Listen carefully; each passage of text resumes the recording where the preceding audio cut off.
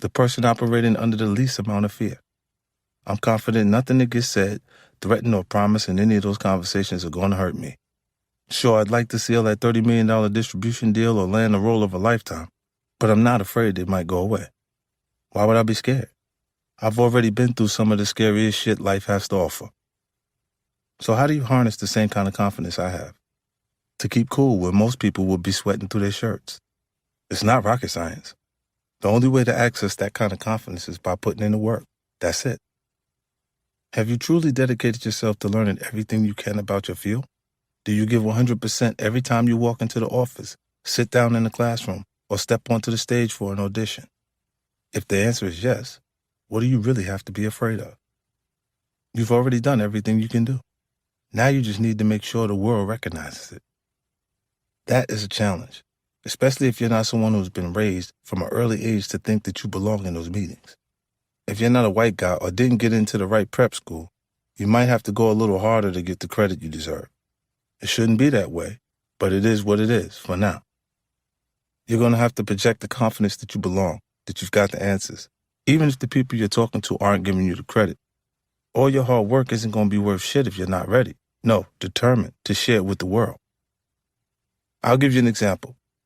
A guy in the music industry who I've known for years hasn't been able to translate his hard work and talent into the success he deserves. I won't say his name because he's a great dude and I don't want to hurt his confidence. See, I am maturing. He started as a street guy, but thanks to his charisma, intelligence, and work ethic, he was able to make real inroads in the music business. He became close to several moguls, myself included, who really trusted his judgment and taste. He made good money and was respected in the industry, but he was never quite able to reach mogul level himself. And I knew that frustrated him. He'd ask me for advice, but I couldn't honestly put my finger on what was holding him back. Then one day we went to a meeting with some big executives at a record label. Smooth guys with suits, good haircuts, and nice leather shoes. Guys who were extremely self-assured.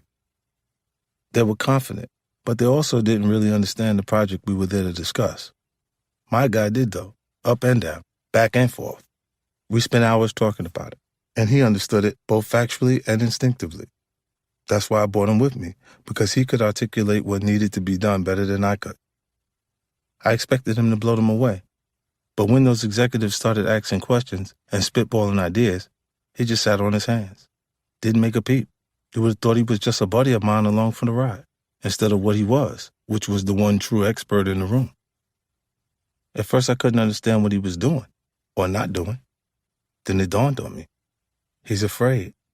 He's scared to raise his hand because he doesn't want to give the wrong answer. He put in the work, but in the presence of those executives' self-assurance, he lost his faith in himself. And that meant the executives never noticed him, never made a mental note that he was a guy to keep an eye on, never offered him the platform that he was looking for and deserved.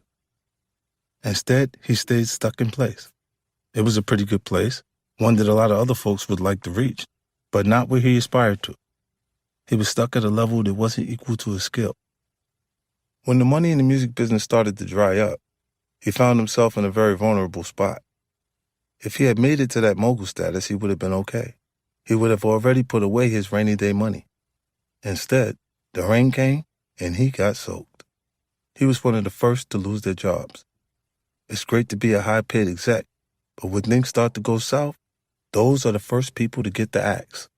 Sometimes it's better to be a little underpaid. Today, he tries to do consultant work, but he's on the outside looking in, becoming the old man in a space that prioritizes youth. Don't make the same mistake. Script or planning the next album is more exciting to me than any beach or 5-star resort. My work ethic can be hard on the people around me. There have been many times when, after a long day in the office, followed by a night in the studio, my driver has dropped me off at home at 3 a.m. And I still tell him, yo, man, come back and pick me up for the gym at 5 a.m. I know that means he's not going to be able to grab more than an hour nap in his car. If you're rolling with me, you have to be prepared for nights like that. I just don't know any other speed to go at. That's why a lot of people that work with me compare me to a robot or a machine. I'm made of flesh and blood just like everyone else, but I want it more.